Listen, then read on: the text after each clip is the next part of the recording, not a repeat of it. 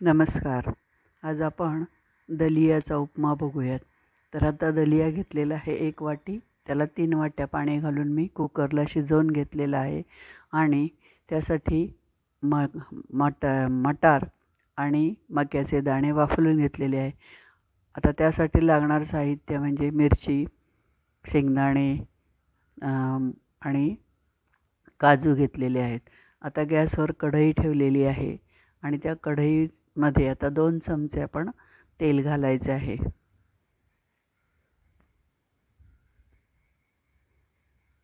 हे बघा, तुम्ही बघू शकता 2 चमचे तेल घातलेलं आहे.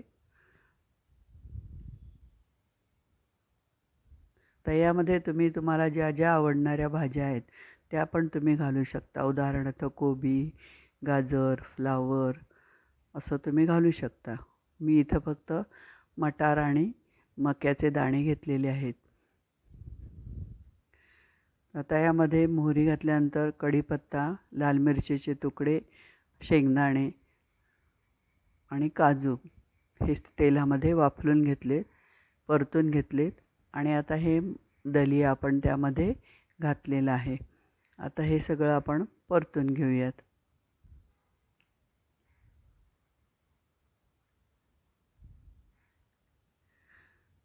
दलिया शिजलेला असल्यामुळे फार वेळ लागत नाही, पटकन होणारा पदार्थ आहे.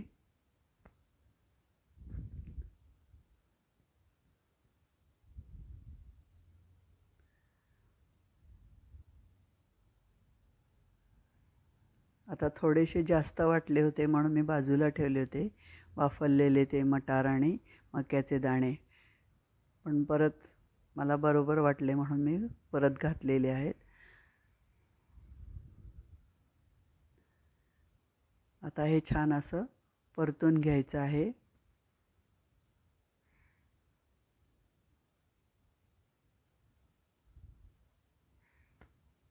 आता अर्धा चमचा लाल मिरची पावडर घातलेली आहे. चव पण छान येते आणि रंग पण छान येतो म्हणून अर्धा चमचा लाल मिरची पावडर. तसे आपण मिरचीचे तुकडे घातलेलेच आहेत. तुम्हाला चवीनुसार आणि तिखट थोडंसं हवं असेल तर थोडंसं तुम्ही घालू शकता. चवीनुसार मीठ.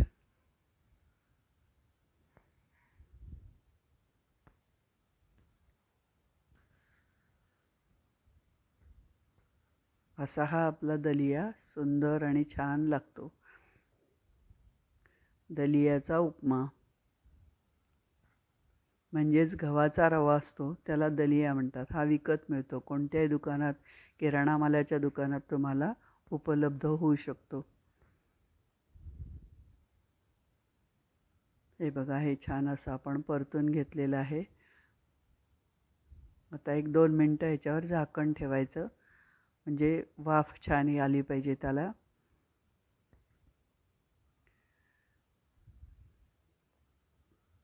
ओलं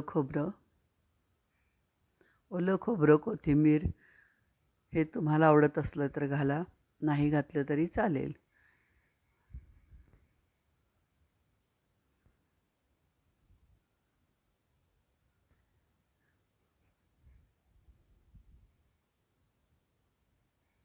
असा हा मोकळा सळसळीत छान उपमा तयार होतो. आता 2 मिनटं आपण झाकण ठेवूयात.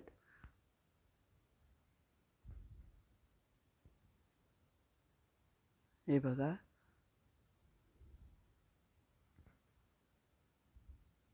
असा हा उपमा आपला तयार आहे.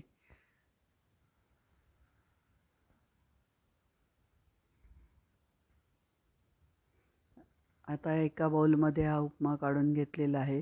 त्यावर तुम्ही ओलं खोबरं, कोथिंबीर घालू शकता किंवा नाही घातली तरी चालेल. काहींना खोबरं आणि कोथिंबीर आवडत नाही, तर नाही घातली तरी चालेल. नक्की करून पहा. धन्यवाद.